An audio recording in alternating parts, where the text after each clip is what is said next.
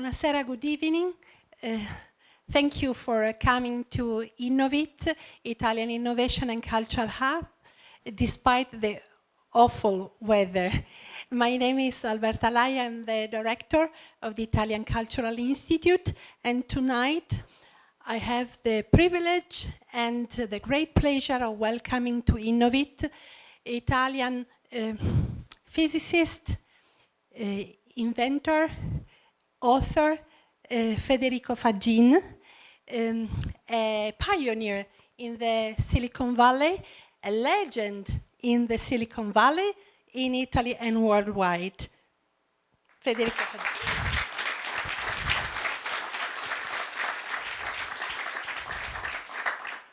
Federico Faggin will take part in a panel discussion on consciousness, quantum physics, and spirituality in conversation with Irfan Siddiqi, Massimo Tomba, and the panel discussion will be moderated by Cristina Orea Dalle Ore. Tonight's event is organized by the University of Padua Alumni Association in collaboration with our institute and the Consulate General of Italy in San Francisco. And I leave the floor to the Consul General of Italy, Sergio Strozzi, for his remarks. Thank you. Grazie Alberta, buonasera a tutti, good evening everyone. It's a great honor for me to be here. I welcome the speakers, the extraordinary speakers we have, starting from Federico Faggin, Professor Siddiqi. How do you pronounce Siddiqi? Siddiqi, is that correct? All right, okay, I got it. Professor Tomba, grazie. E Cristina, thank you for moderating. We are in full Renaissance kind of event.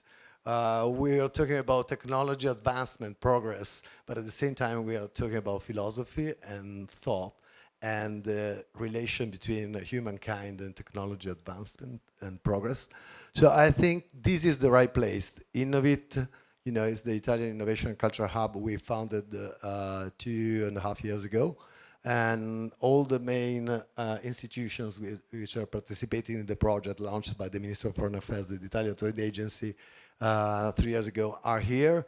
The Consulate General of Italy in San Francisco, representing Minister of Foreign Affairs, the Italian Cultural Institute, Alberta Lai, the Director of the Innovation Center, Alberto Acito, my team actually, because I have my deputy, Davide Corriero, the Scientific Attaché, Romeo Beccarelli, the Education Attaché there, and also Service Coordination of Consular Services, Gabriela Navarra. So thank you for being here. Very distinguished audience we have. So I also thank all of you for joining us. It's a pleasure when we reach out to new friends and guests, and especially when there are so many qualified people in the audience. So thank you all for being here. Federico is always amazing when we meet. It's always so inspiring. And I think in the dialogue with Professor Siddiqi and Professor Tomba will be enriched, highly enriched. Grazie a tutti, and I leave the floor back to Alberta Lai, Director of the Institute.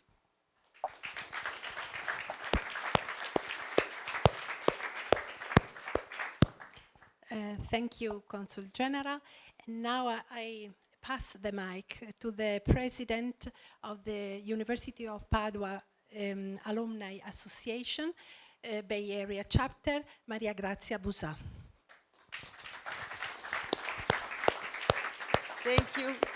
Thank you, General Consul Sergio Strozzi. Thank you, Alberta Lai, Director of the Italian Cultural Institute. Thank you, Franca Cavallaro, for all the help she's giving me organizing this event. And thank you all for coming in spite of the weather.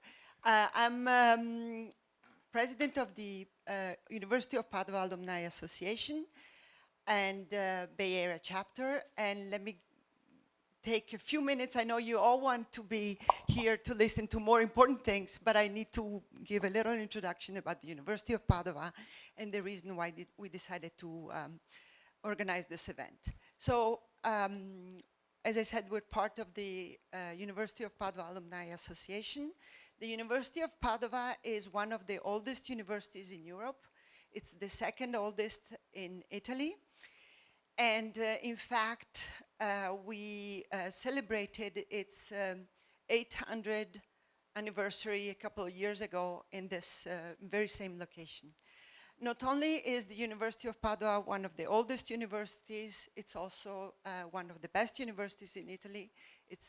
In 2024, was ranked as the best university in Italy on a number of different subjects. And so we, as the alumni of the University of Padua, we take pride to have many alumni that witness to the excellence of the University of Padua, contributing with their expertise in many fields. In the Silicon Valley, we have hundreds of graduates from the University of Padua. Some of them are here tonight with us. We're very happy about that. Okay, and our main aim as association is to be a bridge between Padua, the Veneto region, and the Bay Area. And we support exchanges of students and faculty between the University of Padua and the University of California. We promote collaborations, professional collaborations with people from in either direction. We provide support for students and faculty in either direction. And we organize social activities and cultural events like this one that we are participating tonight. We are a nonprofit, and as nonprofit, we do accept donations. So if you want to donate, we're very happy. You're welcome to donate to our association. You can find flyers available across the room where you can find a QR code for your donations. Tonight's event explores consciousness and its connection to quantum physics. Quantum physics has offered insights that challenge our traditional intuition about reality. And we have a very distinguished alumnus, Federico Faggin, who's written extensively on consciousness and its relation with the quantum computing, quantum physics. So we thought it would be a very good, idea to have him come here, talk about his theories and discuss them with physicist, professor from UC Berkeley, Irfan Siddiqi, and philosopher from Massimiliano Tomba from UC Santa Cruz. And the moderator will be Cristina D'Aleore, that I will be introducing in a minute. So the structure of this, we're going to have our discussion. She will introduce the speakers. Then there will be book signing and refreshments. And so I'm going to introduce Cristina, and then I'll leave the floor to the discussants. I know you want to hear that. No, wait. Let me say a few words about Cristina. So Cristina D'Aleore is an alumna of the University of Padua. She's an astronomer and remote sensing expert, renowned for her work in planetary science and hyperspectral imaging. She has worked at the SETI Institute and NASA Research Center and was part of NASA's New Horizons mission team, which flew by Pluto in 2015. Her work in planetary science was recognized with the naming of 2 minor planets in her honor. Thank you very much. We can now start, and I hope you enjoy this panel. Thank you.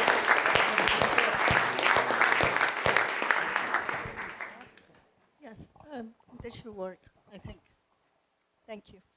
Well, thank you, Grazia. I'm honored to do this, to have this role of moderator in front of these luminaries. And I will also have the task, and I warn everybody about this, of keeping time, which is going to be hard for me because I know it's going to be extremely interesting what is going to be discussed.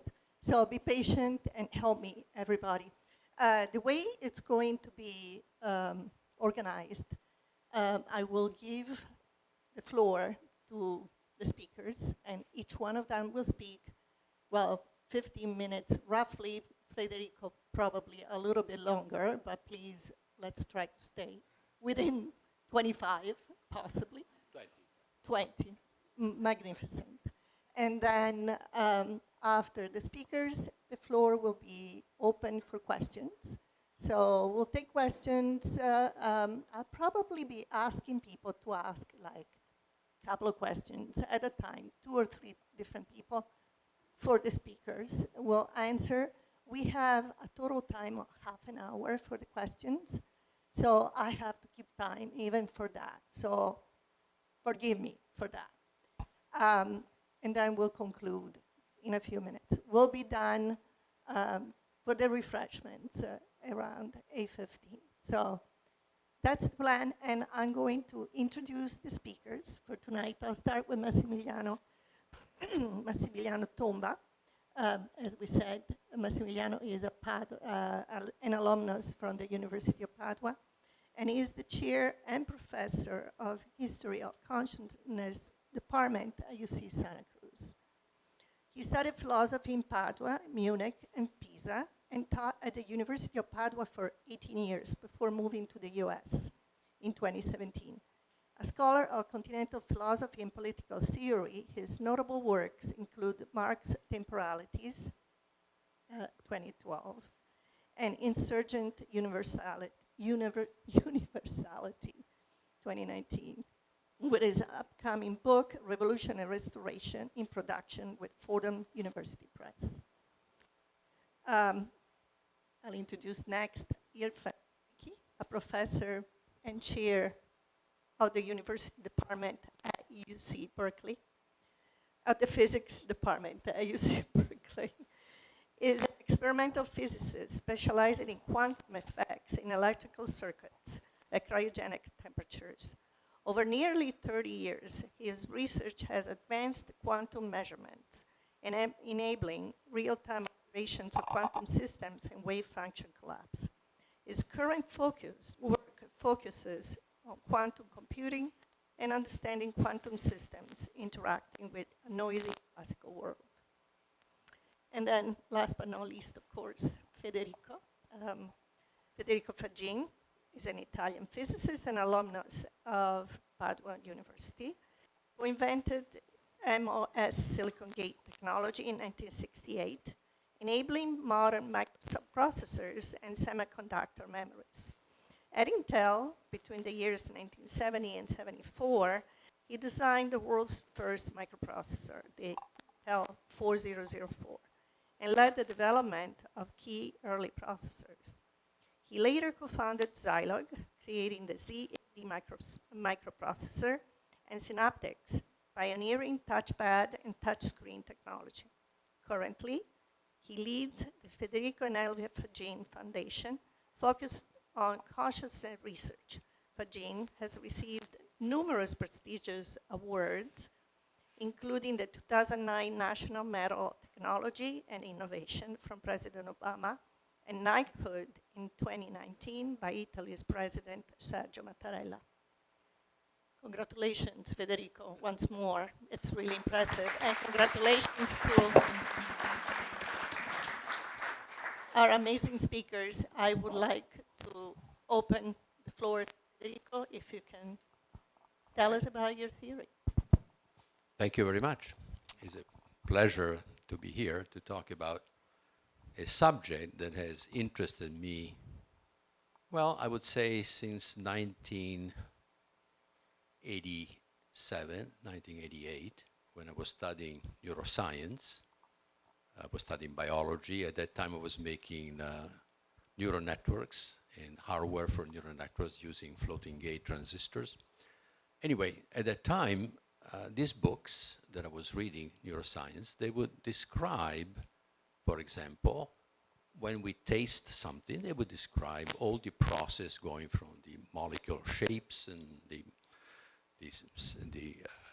taste cells in the tongue and so on, and the neural networks, and then we recognize, because of the signals in the neural network, we recognize the taste of cherries, or the taste of chocolate. And at the time, I asked myself, but wait a second, I recognize the taste of cherry by the taste.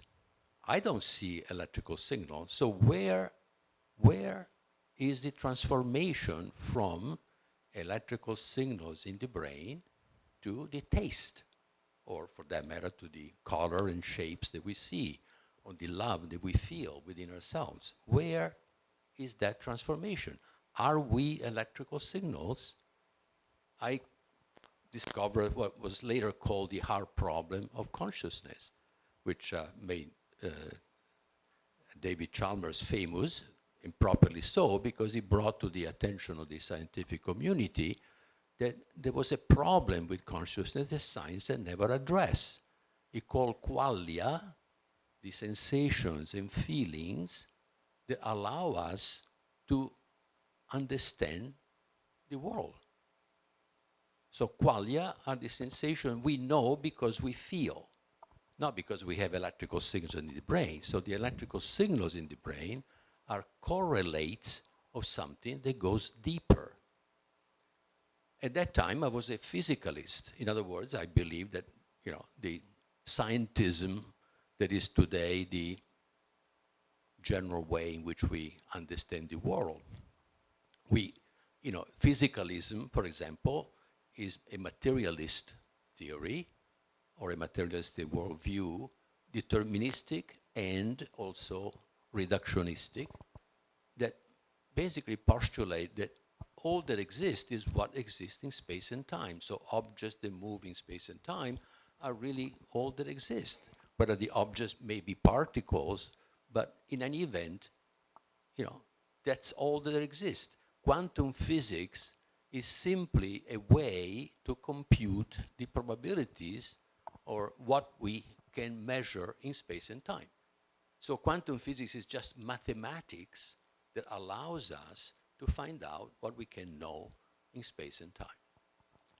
Now, never mind that quantum computers recently have shown that the computation that occur in quantum computers cannot occur in space and time.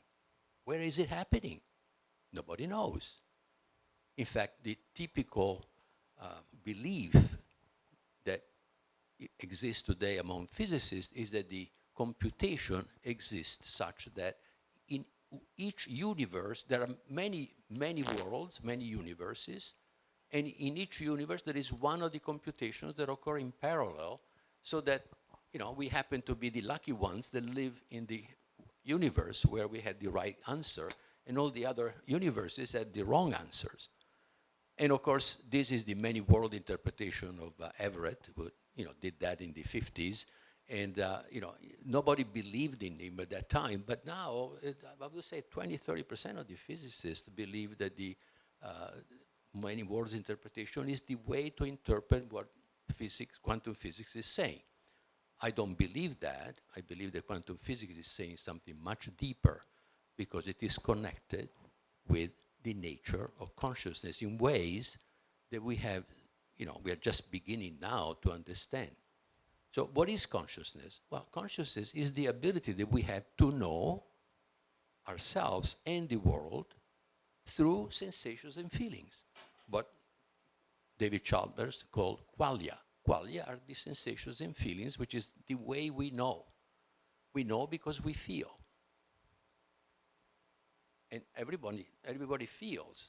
And we feel something which comes from within ourselves, the deepest feeling, like love, joy, those feelings come from within ourselves. Other feelings are more like sensations, come from the observation that we have of the world through our sensory system, eyes, ears, etc., etc. So we have those sensations are the ones that tell us what's going on around us.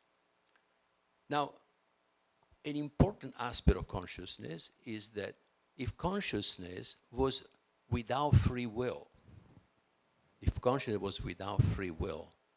would make no sense, because it would have no causal power. In other words, today scientism is saying that the brain makes the decision, and informs consciousness, where consciousness is considered an epiphenomenon, some phenomenon which is not primary, secondary phenomenon in the brain, informs of what the decision was made by the brain, and we think as conscious beings that we have decided, when in fact it was the brain that decided for us. This is the typical way in which today people explain consciousness. Now, I believed that back in the 80s too. And so, but I asked myself, well, if indeed consciousness is a phenomenon of the brain, then I should be able to program or create a machine, a computer. Actually, you have to be a robot-like, in other words, with sensory and actuators aspects so that it can interact with the world. And so that system, I should be able to make a conscious system. And I started thinking, how could I do that? And the more I thought, the more impossible the task appeared. There is nothing in physics that tells you how you can transform electrical signals into sensations and feelings. So where are sensations and feelings coming from? And that was, was a major, major issue for me at that time. At that time, I was not very happy about myself also. And so at that time, and that was a problem of consciousness, by the way. Happiness or not happiness is not a problem of electrical signals in the brain. And I wanted to understand. I wanted to find out. And so I had two reasons. One was a scientific reason. I wanted to understand consciousness, what is it? And the other one was I wanted to find out why I was unhappy. And in order to do that, I had to be responsible. I had to already done a certain path in my life and recognize it that I am responsible for what happens in my life, at least in part. Not completely, obviously, but at least in part. So I said, given that I am responsible of the way I feel, and I have produced somehow this problem for myself, I want to find out. And it was that intensity that brought an extraordinary experience of consciousness in my life that really changed completely my understanding of consciousness and what it is, and free will. So briefly, in one night in 1990, I was in Tao, vacation, very relaxed, and it was the only vacation that I was taking in those years that I was running a company. And one night I woke up, I was thirsty, I went to the kitchen, got a glass of water, went back to bed, and tried to just sleep. I was just, waiting for to go back to sleep. And as I was in that state, an energy, enormous energy came out of my chest. But it was physical, it was not an imagination, it was not a thought. It was physical energy that was coming out, and it was love. And it was such a powerful love. And mixed to that love, there was joy and peace. I had never felt peace in my life before. Peace is, why did I feel peace? What was this peace? It was, I recognized that energy is me, because that energy had my consciousness in it. What was coming out of my chest was conscious, and it was my consciousness. And then it exploded. Now this consciousness is everywhere, and it's a white scintillating light. My body was hot, vibrating, like if the cells of my body were resonating with the sparkling lights of this white light that was everywhere. And my mind said, wow, this is the stuff of which everything is made. And my consciousness was there, was outside of me, before first coming out and then being everywhere. So now I am both the observer and the observed, because my consciousness is what I'm observing. So you can imagine that this kind of experience changed my idea of who I am from this way to that way. Completely changed my idea. And the power, the sense of truth that came with that experience. It didn't give me an equation, it didn't give me that, but it gave me a sense that this is true. But I have to find out. because the truth was not defined. It was a sense that this is the way it is, but you had to find out. And that experience also brought with it the motivation to go for it, to actually work on it, trying to understand what's going on.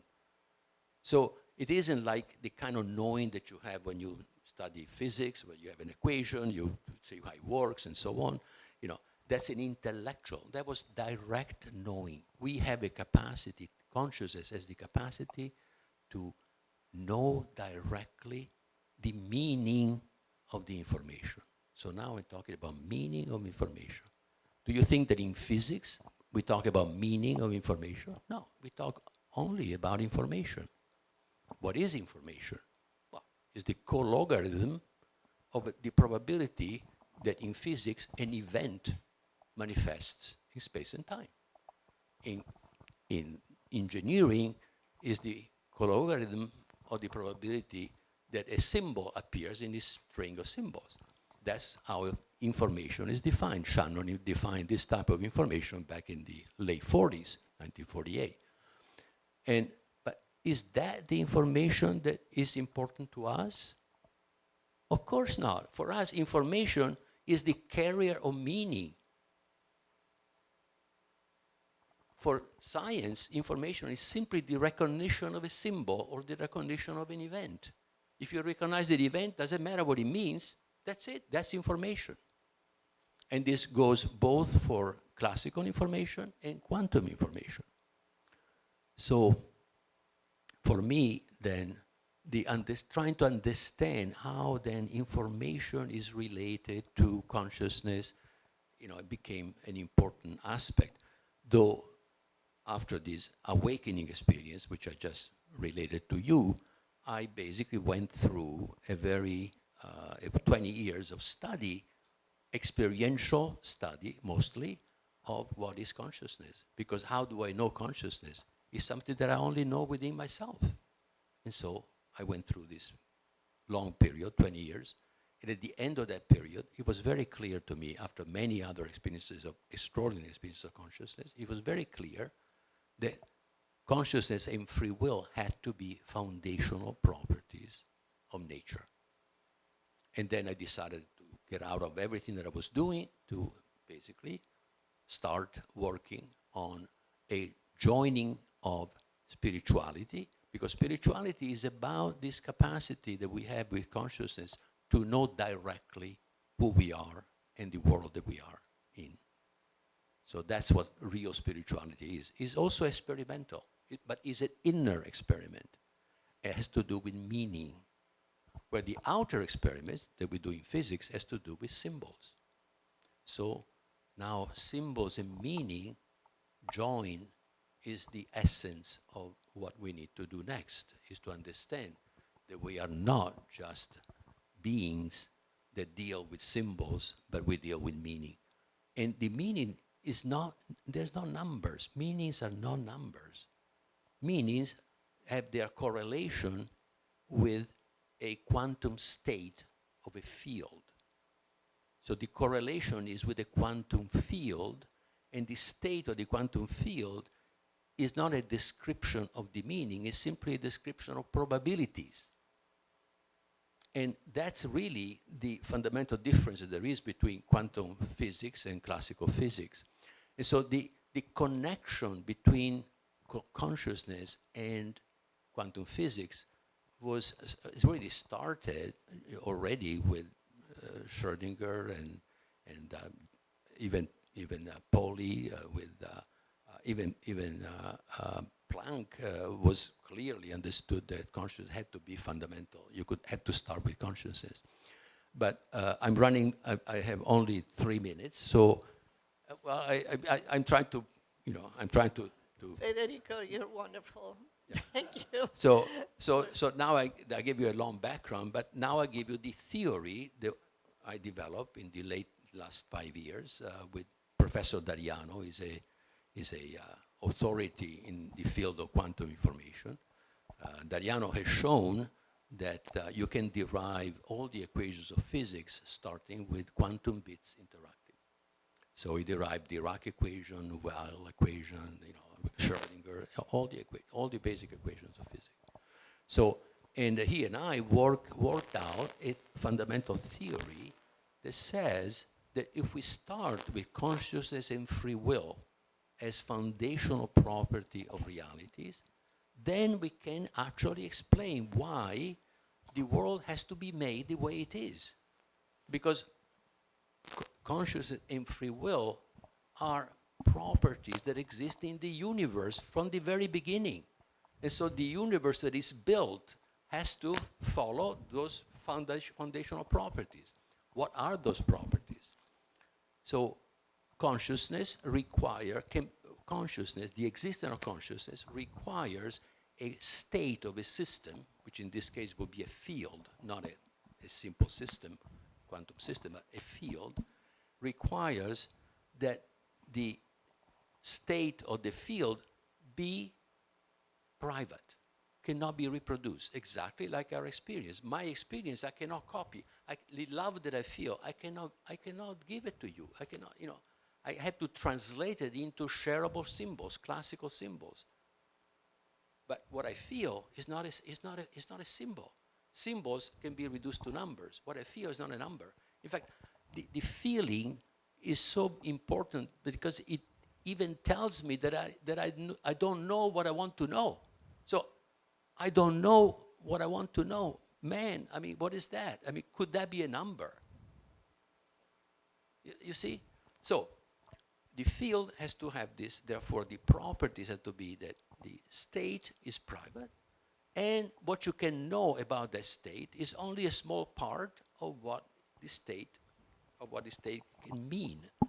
And so when you do that, you find that that's exactly the property of this quantum state of a field in quantum physics. And nobody understands why it has to be that way. Basically, we found that there is a no-cloning theorem that says that the state of the quantum fields cannot be reproduced. You cannot copy it. Well, the state of a computer, which is the state of all the memories and registers in the computer, can be copied. So the computer cannot be conscious under these conditions because the computer, the information is basically, you can make as many copies as you want. But our experience is not copyable. We are the only ones that can experience. So who are we? Then we are a field that controls a body. And the body is the perishable part of who we are. The body is like a drone. The communication between the field and this drone, which is the body, is with what I call live symbols. There are atoms, molecules, particles, in particular, states of the quantum vacuum that are allowed to communicate with the inside of the cells. It has to be a quantum type of communication. It cannot be a classical type of communication. Then the cell transforms quantum to classical, and we then behave in the world like classical entities. But we are not the body, we are a quantum field, and so when the body dies, we don't die. That's the good news, right? Let's stop here.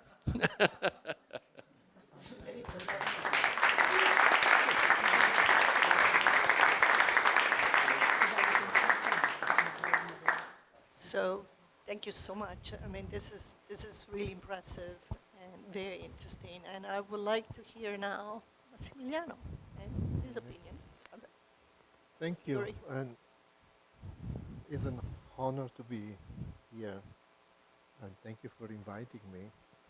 So I studied philosophy and political philosophy in Italy, and now I'm working in the history of consciousness department.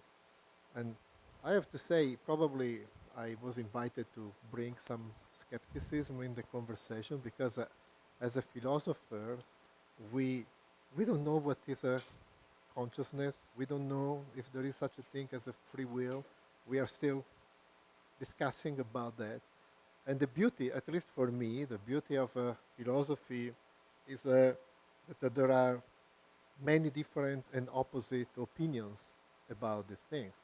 And we call them antinomies and contradictions. So we have fancy names for naming our disagreement. And we like to keep this disagreement alive, because in a certain way is the life of a philosophy, and probably it's just life. Is what is the meaning of being human? We disagree, and I think it's a beautiful thing. So for that reason, because of all this disagreement, when I was asked to intervene, and I was given the title of this event, that is consciousness, quantum physics, spirituality, I obviously said, I don't know anything about quantum physics, so don't go there, you know. Try to say a couple of things, if you can, about consciousness. And usually the way I approach a problem is from a kind of a historical perspective. And then the first thing came to my mind is consciousness was actually, in the so-called pre-modern time, was a different thing. Was a kind of a plural, was a collective thing. Was a form of knowing together. So this the first part of the word consciousness, cum, was the sign of something collective. We know together, and we need to be together and to have a conversation and to have different perspectives in order to know something. And then something happened, historically, again. Around the 15th, 16th century, this thing that was collective became individual and singular. I think it's very helpful to understand the historical processes, because then it helps us to understand, okay, and now what is going on today with this term that we call consciousness, but we don't know exactly what it is. It's a kind of an X of a gigantic equation.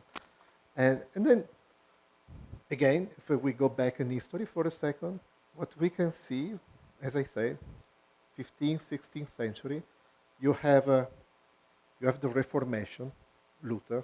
Luther is pretty responsible for the individualization of this thing that we call consciousness.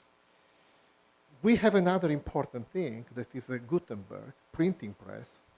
Without a printing press, no Luther, no Reformation. But the printing press also created a kind of a fragmentation of a point of views, perspectives. It was possible to distribute different opinions and to circulate different opinions. He created a gigantic instability in Europe. There were civil wars, the so-called German Peasant War in 1525. 100,000 peasants were killed in this war, and many others. So instability. Then you have another interesting thing, more related to science. Leon Battista Alberti basically started investigating perspective. The interesting thing about the perspective is that it's a kind of a one-eye perspective. And there was, again, there were different opinions. At the same time, there was a German philosopher, Nicholas of Cusa, who basically disagreed with that. And he thought, no, perspective is based on a plurality of a perspectives. I don't go there. So something was going on between 15th and 16th century. There were many different opinions about perspectives, how we see the world, how we perceive the world, and so on. Why I'm looking at the world. Why is it important? I think it's important because we can jump to the early modernity, at least early Western modernity, to our time. And the question is, it's not so much, in my opinion, the question about consciousness and technology. And I think it's not even, from my perspective, the question of whether AI can have a consciousness. I would say the question is more about what is the relation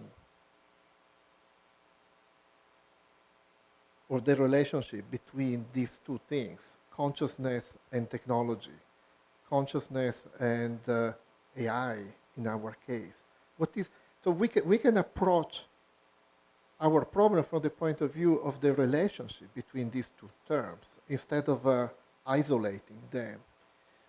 And And that means that these two terms, they influence each other.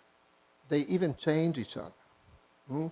So the introduction of new technologies as it happened in the 15th, 16th century, can change our perception of reality. It happened at the time. Perspective, the printing press, so many different things. And then you had, at that time, you had Descartes. He started thinking that the world is a gigantic mechanism. And then Hobbes, all of these people, they were very, very interested in optics at the time. So now the point is that new technologies can change the way we perceive the world. If we perceive the world in a different way, we also perceive ourselves in a different way.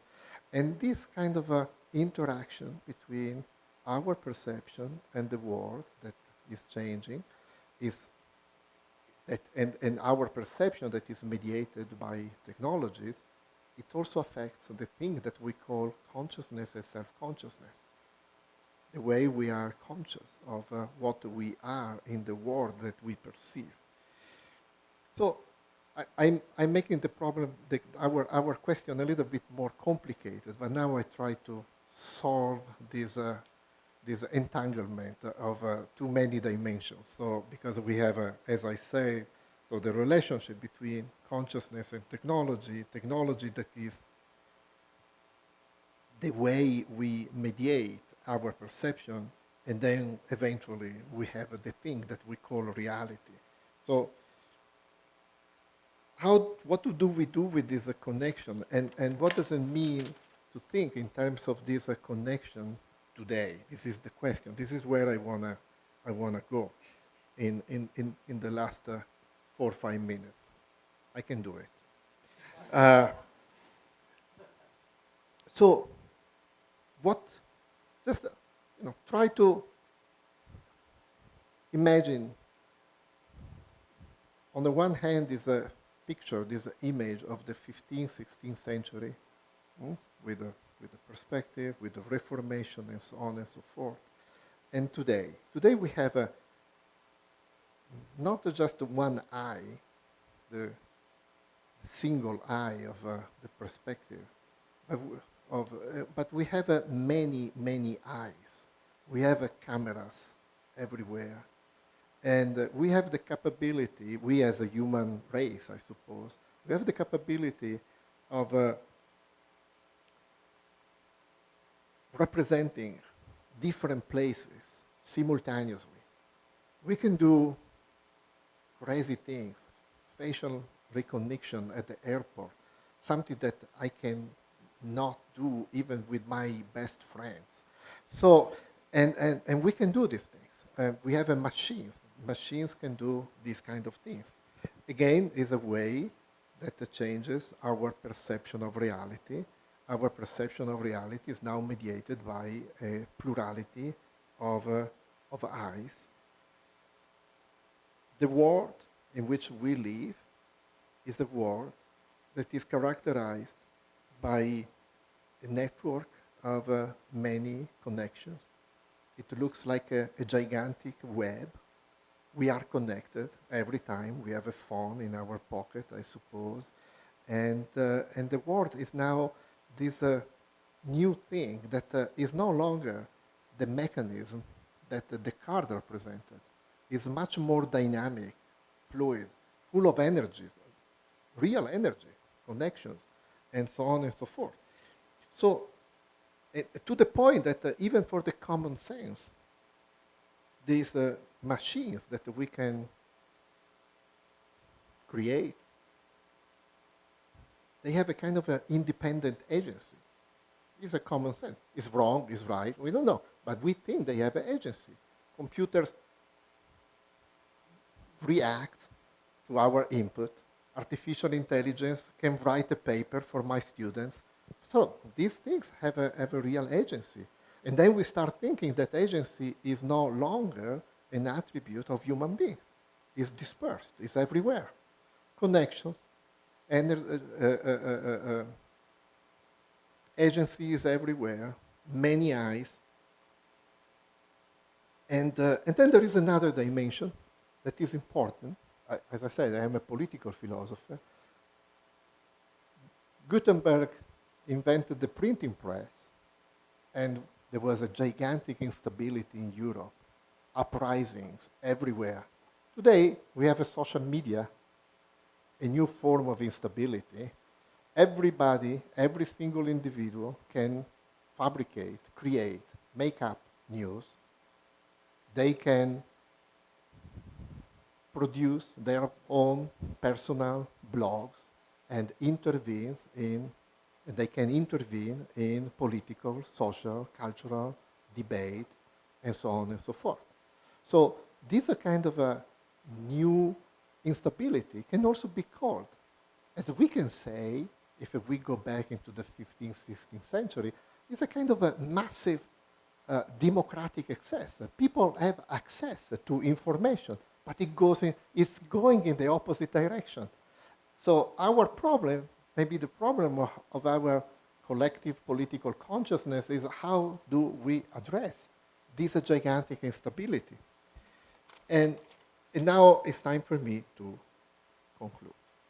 And then I want to go back to the two books that I have here, written by Faggin. Otherwise, I'm just presenting my own paper, my own talk. No, this is not what I want to do.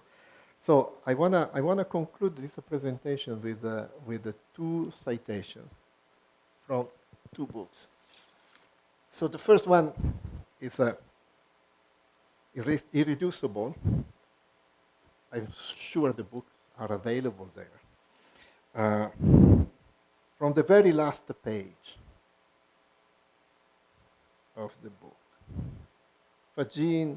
Federico Faggin wrote, technology, keep in mind what I said about this relationship, technology, consciousness. He writes, technology must be used to help us discover our true nature, not to further imprison us in meaningless virtual worlds. The isolation and fragmentation is the way we are taking with the social media, with the way we are using this technology. I think Faggin's point is an ethical point, is how do we address this new technology? What do we want to do with that? We have, he says, he writes, we have to come to the point where we can truly unite as humans, no matter where we were born, or stay divided, or the alternative is stay divided in warring factions with the ever-increasing destructive technology on our side. I think this is fascinating because it teaches us that technology, in a certain way, as a philosopher, we say, is neither good nor evil. The point is what do we do with this thing? How we relate to these technologies which are changing the way we see the world and the way we see each other. It's a learning process. We should just keep learning. And the last citation, this is from a book that is not translated into Italian yet. Sorry. It is in Italian, it's not translated into English. I'm very sorry. It's the other way around. Again, I'm taking from the very end of the book. And this is my translation. And he writes, Faggin writes, if for a computer ever-increasing speed is a virtue, for human beings is the opposite. Only slowly can human beings mature and grow harmoniously until they can read the invisible in the visible. I think this is also crucial. If we speed up too much, what we lose is basically the main characteristic of being human. In other words, is culture. Culture is what the Latin root of the term culture is cultura. Cultura is growing, is a cultivation. It has a relation with agriculture. It takes time. If we don't respect this slow pace of growing, together with our nature and our environment, then yes, I think it's possible that we can destroy each other. I read, as a philosopher, Faggin's book as an invitation to be conscious of what is going on in our world.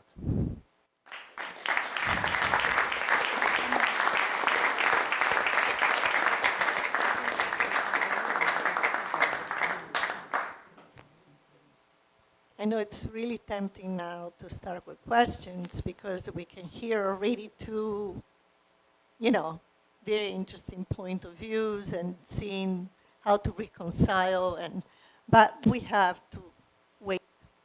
And because we want to hear a third point of view, Irfan, if you can.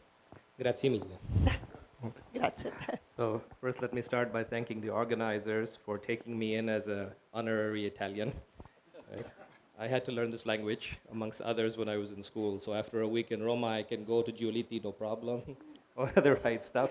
In the South, it's a bit harder. But I want to start off by thanking my co-speakers here for a beautiful presentation and things that are very thought-provoking.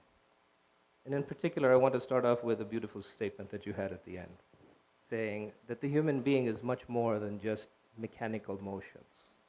Right? We have a spirit, we have a heart. The heart pumps, but it does other things also. The mind can compute, but it does other things also. And that's a really complicated object. It has many dimensions. If we asked, how do I describe this person, we would all come up with different descriptions. Right? And you said also something very profound, which was, if you took all the classical computers and put them together, they would not be able to adequately describe someone, which is absolutely true from an information theoretic point of view. And you had said, echoed similar things, saying that we can have different opinions and human beings, we don't agree on many things and so on and so forth. But somehow quantum mechanics enters this sentence. So how could this theory somehow be compatible with this complexity? And why is it that this theory allows you to do that where all previous theories of physics did not? So perhaps that's the point I want to start with, of saying, why was this theory invented? It certainly was not invented to explain consciousness. But somehow it seems to provoke our thought. Somehow it seems to be compatible with many of these notions that we hold as self-evident by our observation, but are not so easy to write down. So with that particular starting point, I think we will come to a point where we realize what quantum mechanics can and perhaps cannot do. Right? What doors does it open and what other doors does it point you to open further? So quantum mechanics begins with an utter failure of classical physics. It begins with the failure of things that people in the pottery industry knew very well. That is, if you take a piece of clay and you heat it up, it glows a certain color. And classical physics could not explain that. Right? In fact, if you would try to calculate it, it would tell you that the amount of heat or energy which is radiated is infinite. So not only does it miss, it really misses. Right? It's completely wrong. Second problem is it too loud in the back? Is it okay now? Okay, good. The second problem of interest was the structure of the atom. And you went through centuries of philosophy of what we thought was the center of the universe and so on and so forth. Wouldn't it be beautiful if the atom was like the universe, with the sun in the center and everything going around, right? But it doesn't work that way. If you think about the center of the atom and the electrons that go around, they would emit light, and it would basically destruct in a fraction of a second. So we could not write down a stable model of an atom. Another tremendous failure of physics. So quantum mechanics fixes these two problems in one go. And it requires you to change the very description of matter around us. So remember, me as an experimental physicist, I don't ask the question, what's reality? Because that notion changes with time. It depends on my interpretation, my language. My words are not sufficient to describe perhaps the deity's creation.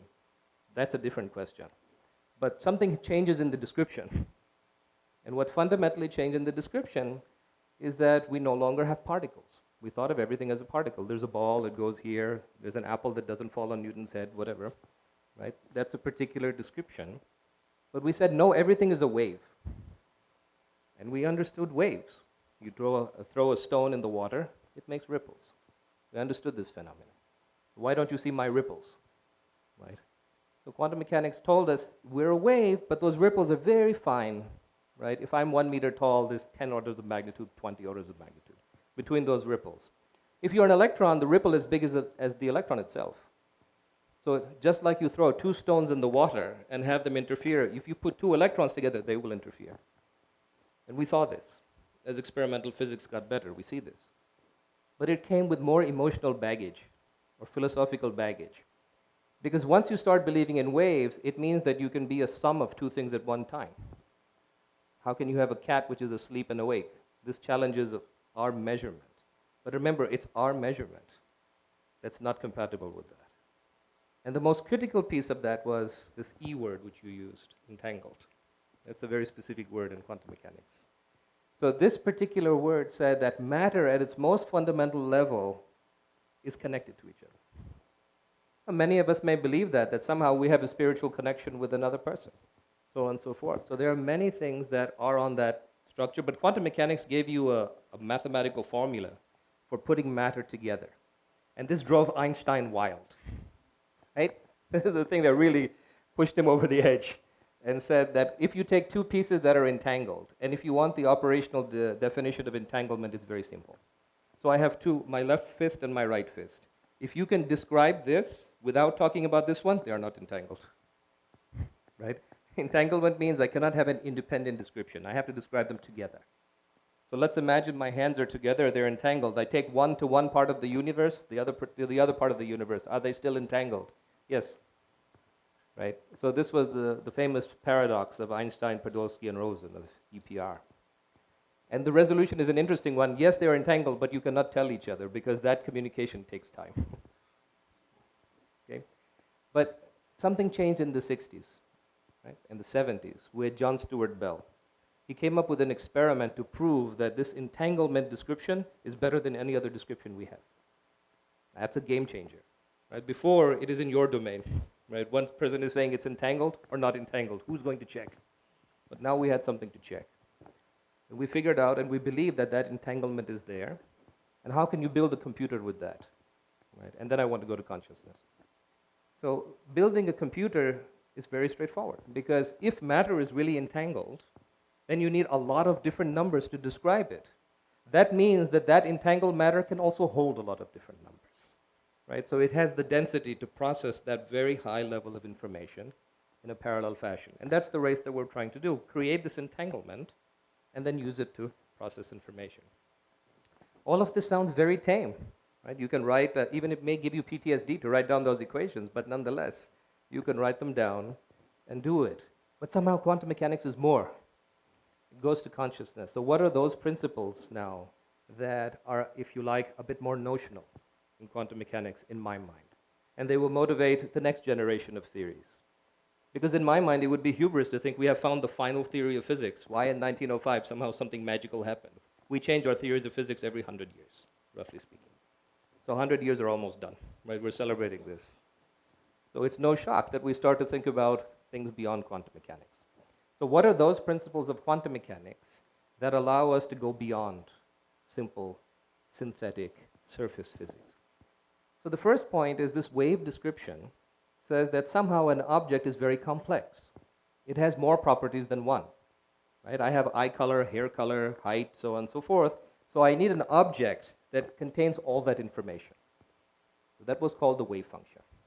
So this wave function, if you read the postulates, say that this contains all the possible information you could know. It doesn't tell you how you would know it. It just says that there is an object that contains all this information, and it gives you some mathematical rules to extract this information if I can write this wave function down. Right? So I can write the wave function for position of an electron. I can write the wave function for this, that, or the other. I cannot write the wave function for the qualia that my heart is feeling. Okay? So this is the difference between something which is notional versus something which is mathematically rigorous, simply because that's the only mathematics we know. So what quantum mechanics tells you is that when you compute something, you put aside all the other parts of the wave function that you don't know about. Right? So if you ask me about my hair color, you're not going to look at my eyes or ears or what have you. You're just going to say gray, something like this.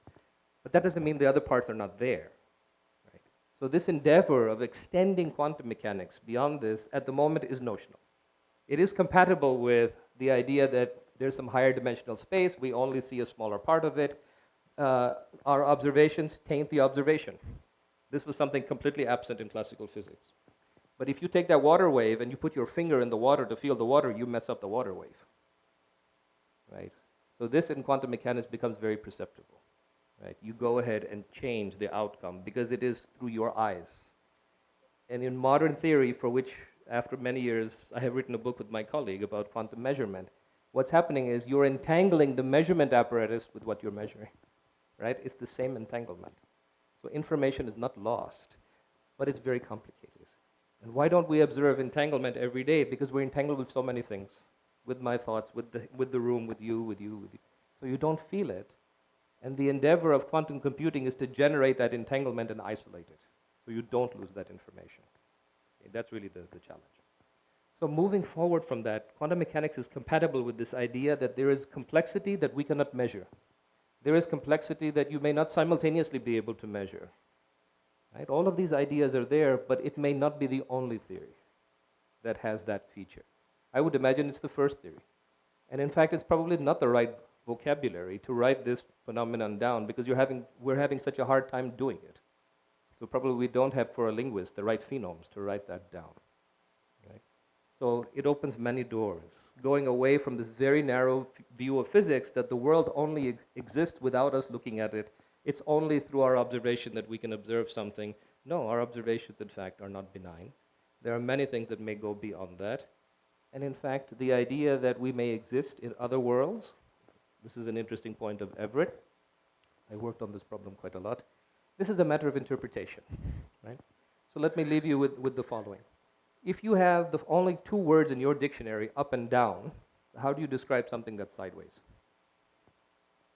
You say it's up plus down, but really it's sideways, right? So quantum mechanics is a description of the world with a certain language, and it may not have enough words in the lexicon to describe properly the thing that you're trying to describe. So things that look like uncertainty are only because of your lexicon, not because of some intrinsic uncertainty that's there. My hand pointing to the right is perfectly well defined. It's just up plus down, right, in that description. So maybe I stop there, saying that quantum mechanics, I think, is miraculous and that it opens the door. But I think what will be tremendously important going forward is it tells us how to think about complexity. Whether that complexity is in the physical world, in the biological world, in the cosmological world, so on and so forth, this is a new frontier for us. And in particular, trying to understand robustness in a complex world is also interesting. See, quantum states extremely fragile. They go away, very hard to build a quantum computer. Biological consciousness, not so fragile, although we may feel rather fragile at times. But those states are actually quite robust. So we may learn a lot about complexity by asking these questions. So I stop here.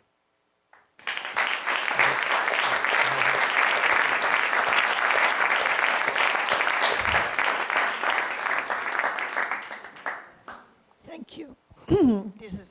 This has been absolutely a phenomenal discussion, and I open the floor to questions, and I hope that this will further enhance our understanding of these different aspects of consciousness. So I will I see there is already 3 questions. So, well, we'll start with these 3 first. And if you can formulate your question, and then the second one, and start by saying who you're directing your question to, please. Good evening. I'm directing my question primarily to Federico, but to anybody up there that wants to answer it.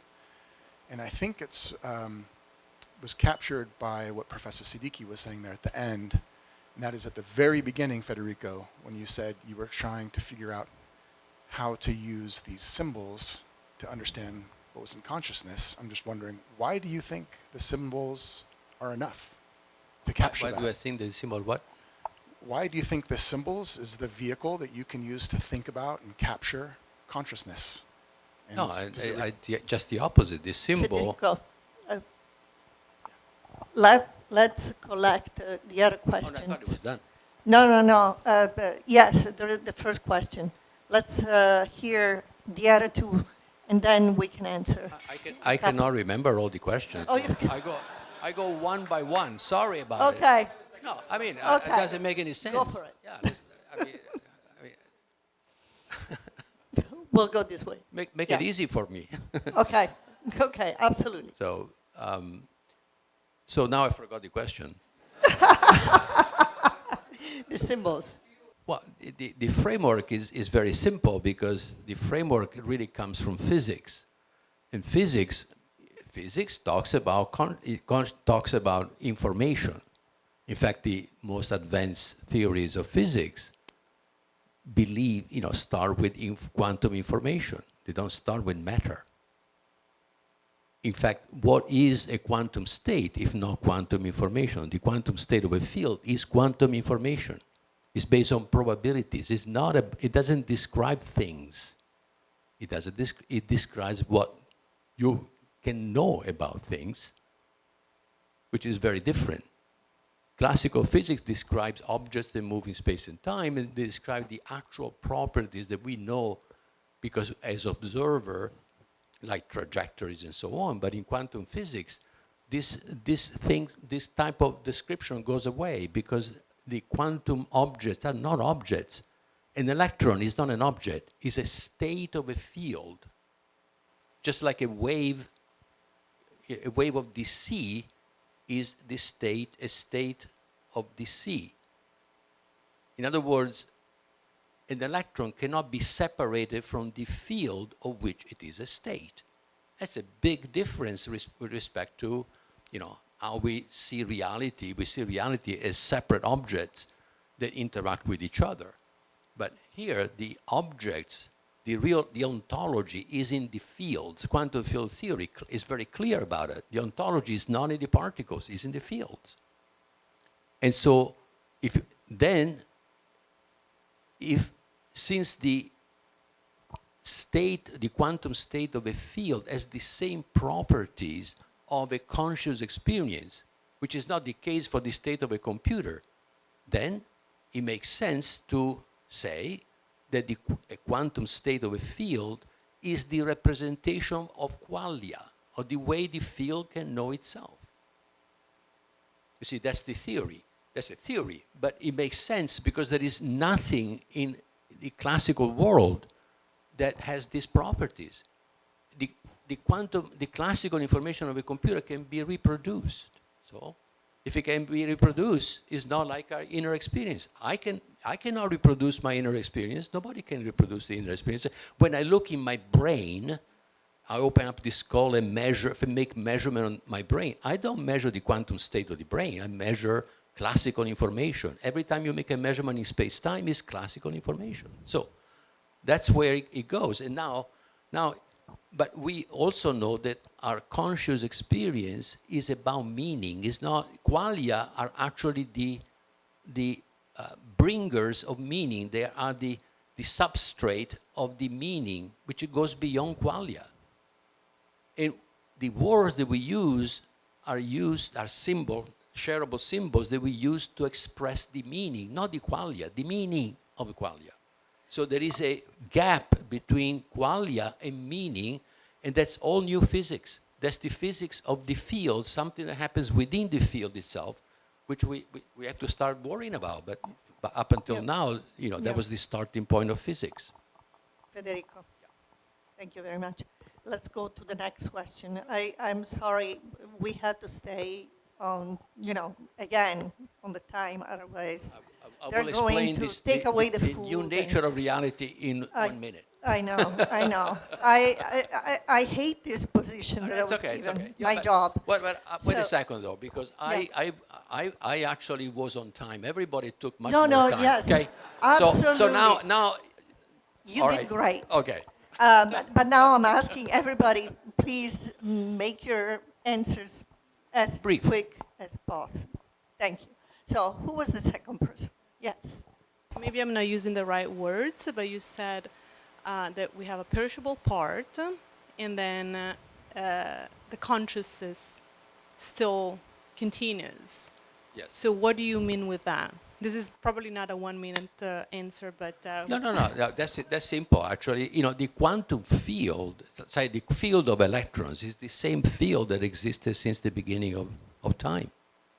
So we are like a quantum field. Who we are, the real essence of who we are, is like a quantum field, not the body. The body exists within this field. So it's exactly the other way around. The body is not who we are. So when the body goes away, we continue to live. But not in this reality. There is a deeper reality, which is the reality in which, for example, quantum computation happens. We don't know what that reality is. It's all to be discovered. Physicists, discover quantum information and quantum computing, but they don't know where the quantum computing is happening. Certainly not in space and time. In space and time, you get the answer, but not the computation is not done in space and time. Nobody knows where it is. Yes or no? It's a little bit different. Okay. Then I would be interested to have your opinion about it. Just don't look at the complexity. When you measure something, you reduce it to an answer that's causal. So the computation is happening in a space which is perfectly physical. Yeah. Don't perturb it. So when you want to make a lot of stones in the ocean interfere with each other, Yeah. don't put your finger in the ocean. So just throw all the stones, Yeah. wait for a period of time, and read out the answer. Yeah, but that complexity exists somewhere. If it cannot exist in space and time, where does it exist? Remember, quantum physics just telling you the numbers that describe the complexity. We never answer the question how. Yeah, but that's the problem. That's what I'm saying. But that's Theories of exactly the physics. problem. But So that's theories of exactly the physics- problem. Exactly. Theories of physics are descriptional, right? They do not answer But the that's question exactly how. the problem. I say there is Exactly. more to it than what physics is talking about. Absolutely. Physics will Okay, never so tell we you, agree. from my point of view, physics will never tell you how or why even. It doesn't tell you. It tell you a little bit about how, How, but but not the about mechanistic why. piece. Not about why. Go to the next question because here several people are, I think, the okay. Hi. So just a question also for Federico. I was wondering if you could elaborate a little more on the experience that you talked about, you touched on, that was so meaningful for you and that sort of led you into this direction. I'm wondering if you can elaborate more on what triggered it and was there like a... Well, this experience simply was so. This experience showed me that there is a reality that is the opposite of what science has been telling me.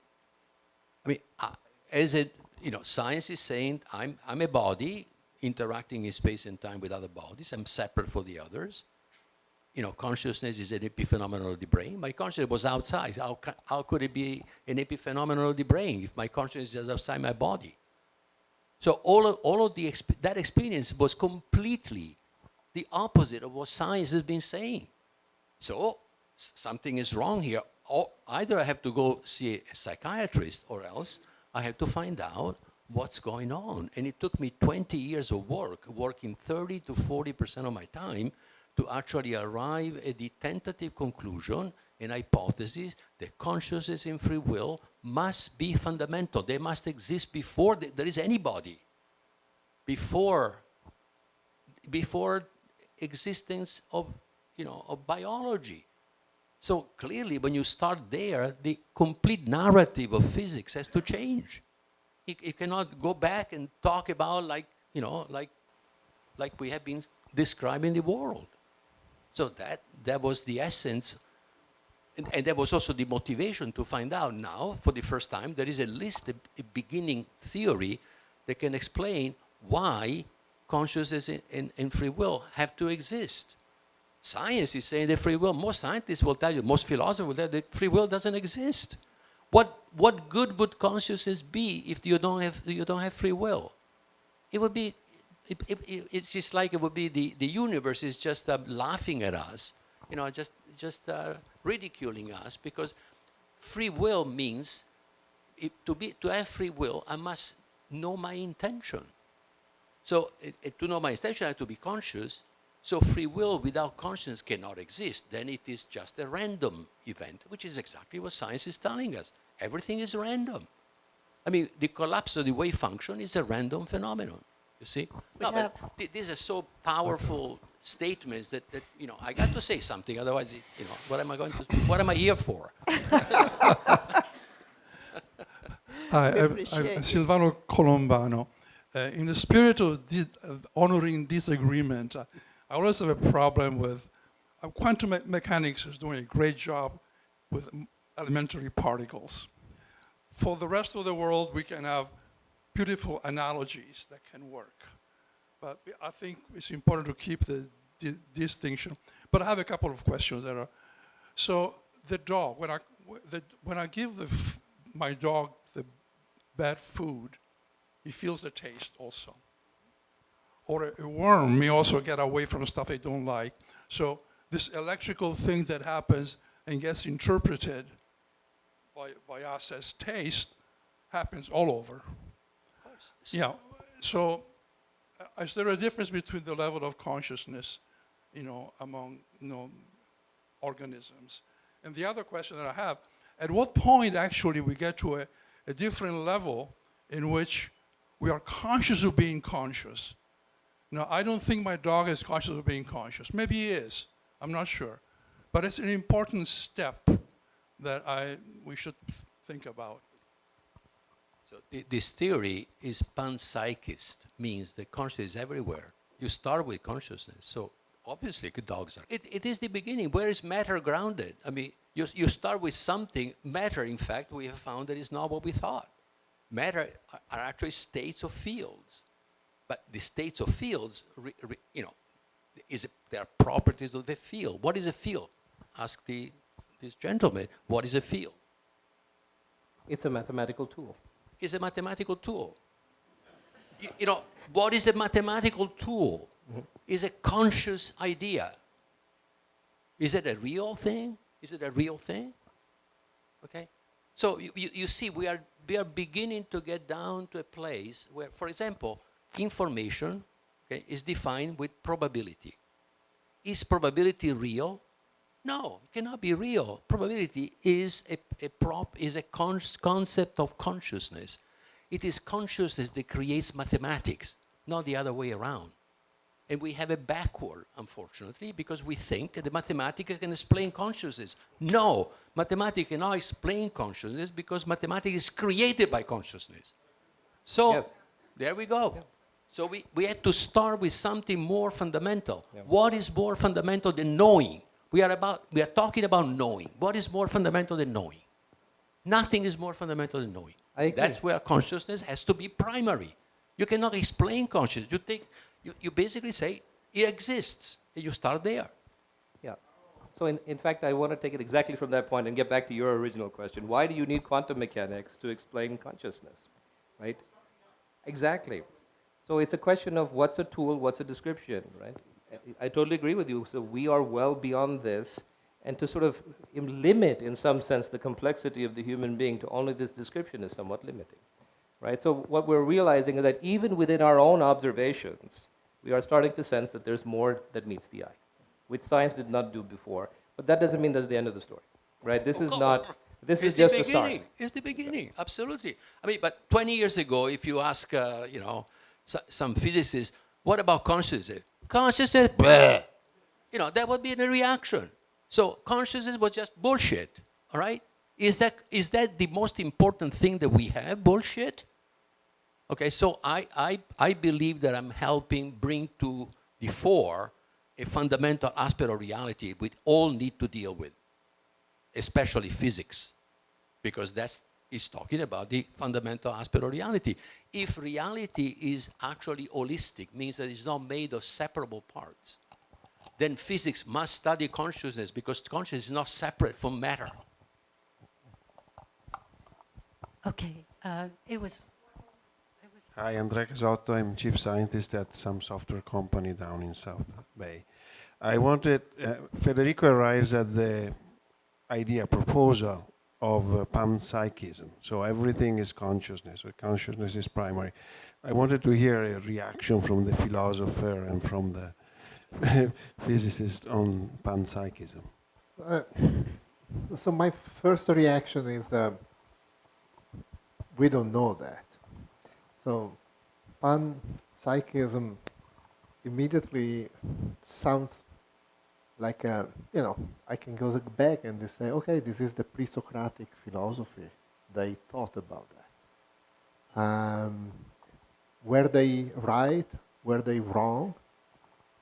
They try to make sense of their reality and their perception of reality and their understanding of reality. But in between, we got something else. We got the possibility of being conscious of the fact that we are conscious. And that is called self-reflexivity in philosophy. And that is an interesting thing, because when you start with this process, I'm conscious that I am conscious. I'm also conscious that I'm conscious that I'm conscious. So in self-reflexivity, Fichte and others, we immediately understood that this process goes all the way to infinity. Now, the point of agreement in the disagreement maybe is that we have this infinity. We have this excess. In physics, we can call it, we have this complexity. How can we deal with that? We don't know. We can approach this infinity in many different ways.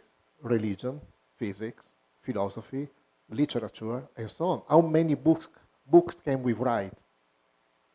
Probably infinite books. So the human condition, I would say, is this tension. This is what and then I stop. What I would call conscious is the tension between what we are, our finitude, if you want, and this excess, and this infinity, this something else. This is conscious. We are trapped in this tension. And I think it's beautiful.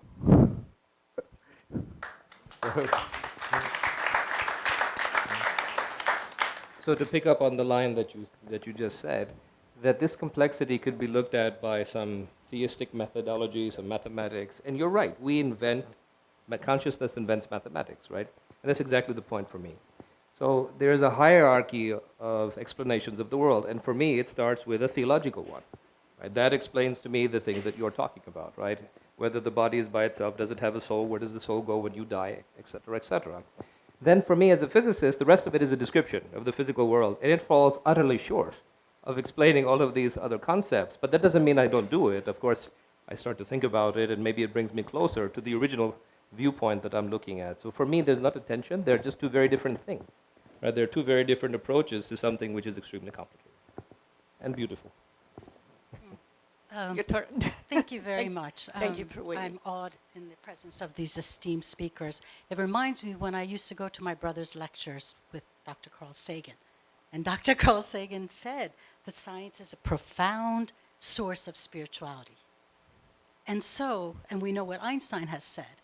And we're not supposed to talk about politics and religion.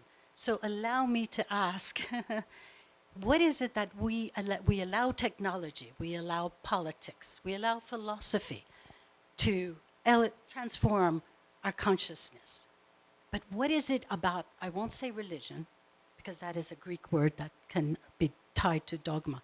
What is it about a faith that we fear and dislike so much that can elevate our consciousness, that can give answers, truly what answers I think that appease people?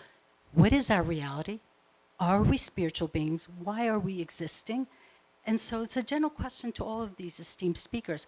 What is it we fear so much about that elevation we can receive from faith? Thank you. Grazie. Okay. So you've touched on one of my favorite topics. So I will leave the the interweaving of religion and politics, of course, has played a major role in all of this, so let's not go there. But in reality, perhaps as human beings, we fear that our intellect is not enough. Or maybe we don't get it right. And that was one of the questions I asked you when you asked me, can we do X? I said, are there limits to human knowledge? Can you know the Creator? Right? These are questions that are there. So I think it's that fear of not knowing that drives some away. But for others, like myself, I think I'm perfectly fine with that, right? And in fact, it's rather humbling and says, well, I got to do a lot more. And it also tells me how to walk on the earth with 2 feet, right, on the ground and not in the air. Anyone else? Anyone? I think we're running really short in time, and I would like to give Federico an opportunity to conclude and say a few remarks. I give you 5 minutes. Wow. I'm being very generous. And I invite everybody, I'm sorry. One more question. Okay, better be very quick question, please. May I? Hi, Andrea Cagliandro here.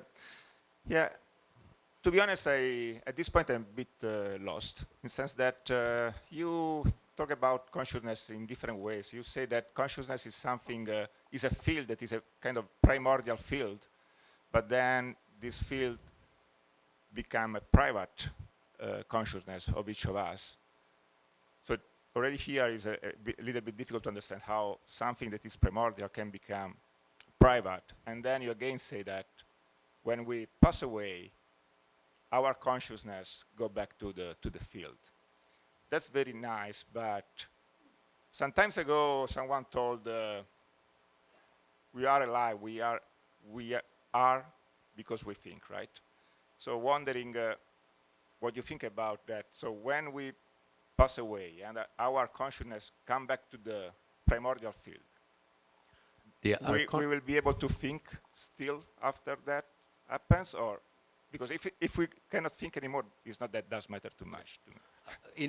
In this theory, consciousness is a constitutive property of a field. So it's not, it doesn't go anywhere. It is in that field. It's a property of that field. And you start there. You cannot explain it with any simpler thing than consciousness, because that's the ability of the field to know itself and to express what it knows through states of the field, which are the symbols with which the field communicates with other fields. So you cannot explain consciousness. You have to start with consciousness. But the good news is that you know that you're conscious. So this postulate is self-evident. Ask about the self-evidence of the postulates of quantum physics. It takes 5 years to even understand what they're talking about. Okay? Now, I'm saying we start with quantum fields that are conscious and have free will. And free will, can you explain free will with something that doesn't have free will as an emergent property? The whole idea of emergentism is a bad idea, because you're trying to explain something that you don't know, with, something that you would like to know with something that you don't know, and that doesn't have the property that you start with. So anyway, so consciousness is, when the body dies, consciousness doesn't go anywhere. It's simply that portion of consciousness that was identified with the body, which is the ego, will simply wake up to the fact that it was captivated by the body and believed to be just the body. So it looks around and says, "Oh wow, I'm more than my body." But that's it. And there are many, by the way, near-death experiences that actually can tell you that that's many people that were clinically dead had shown that when the body dies, or is in the past it would have been dead forever, but now with the medical capacity that we have, they can be resuscitated even if they are clinically dead. Then they have experiences where they experience themselves over the body, looking at the body, and say, "Wow, I'm not that body," and the body is simply something which is outside of their perspective. So, and there are hundreds of thousands of cases of this, not 3 people that have that. So, Federico, Thank there's you. a comment from Massimiliano. Just a very short comment about free will. We can start by saying we don't know if we are free or not. We don't know if there is such a thing as a free will. This is a good form of skepticism. But this is not my own theory. This is something I borrow from Immanuel Kant, a good philosopher, an old philosopher. Kant would have said, but we can think that we have a free will without contradiction. The meaning is we can act as a free, or we have a kind of a task. That is the ethical issue. I ended with the ethics. So we should act as if we were free, even without knowing if we are free or not. I think this is the kind of attention that characterized us as a human being. And I would say, just enjoy the beautiful uncertainty and instability of our life without knowing if we are free or not. Good for you.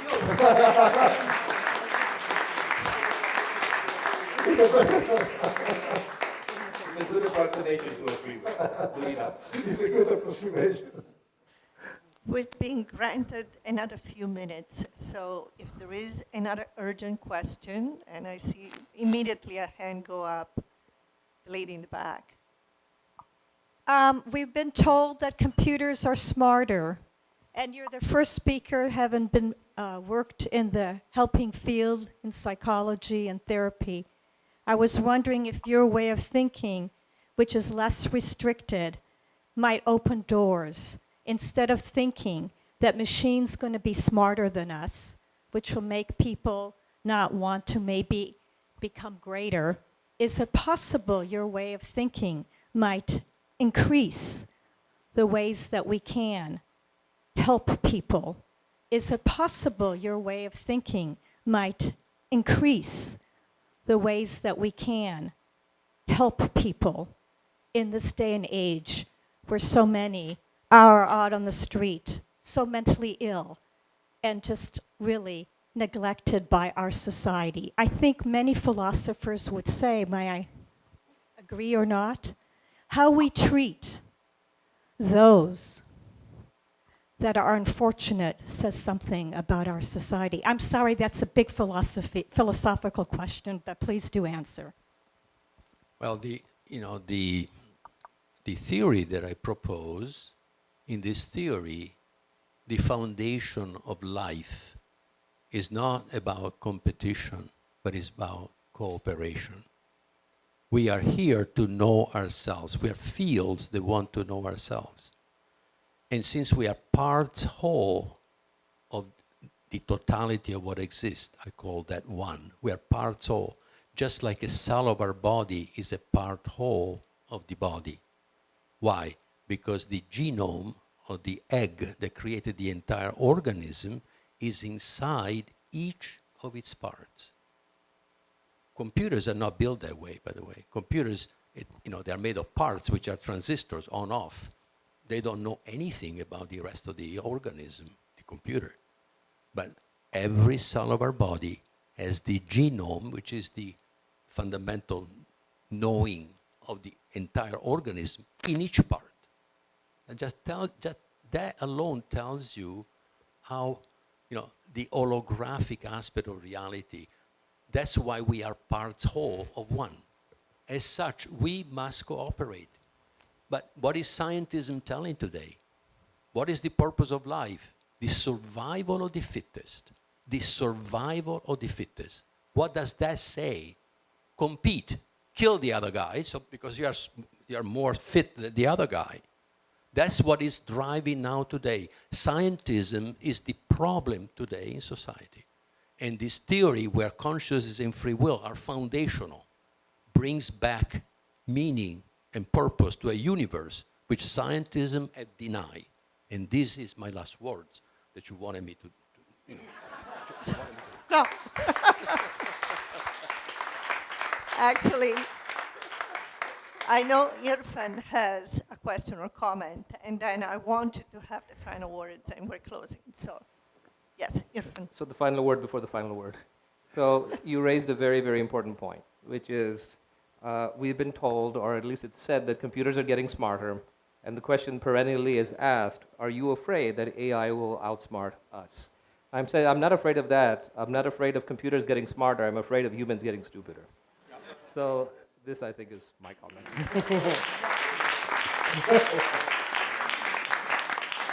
I ran out of bullets. No, impossible. No. So no, I continued on the thread that I was just earlier, because we today live in a world that is dominated by this worldview that is simply doesn't even reflect what we are. Scientism, which is materialism and reductionism, which is appropriate to describe the classical world of physics, the world of objects, macroscopic objects, that move in space and time. That science is good for those objects, but we are not objects that move in space and time. We are fields, you see? And if we don't start there, we are simply thrashed into objects in space and time. And that's what scientism is saying. Biology has studied life as biochemistry.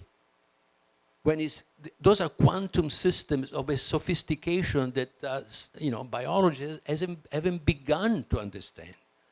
They are unbelievable, complex to the nth power quantum systems.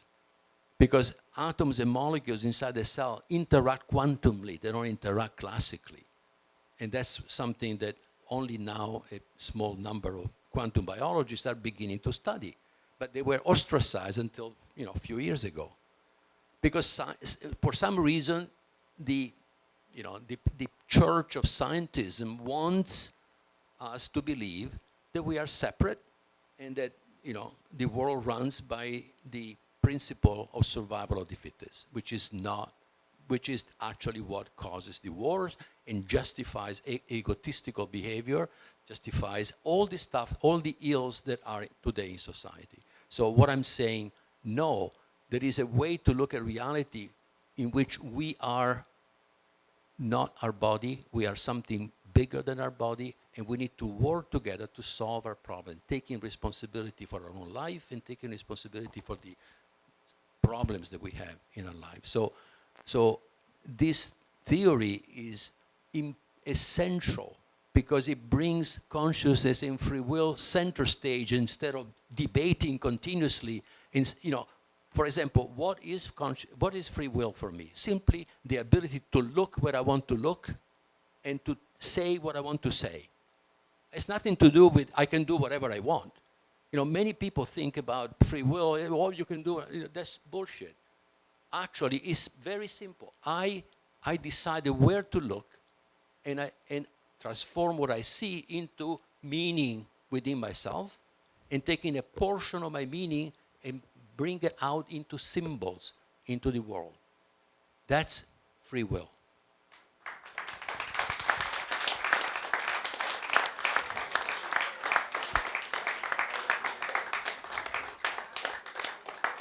Federico, thank you. Thank you, Irfan. Thank you, Massimiliano, for a wonderful evening and an enlightening evening.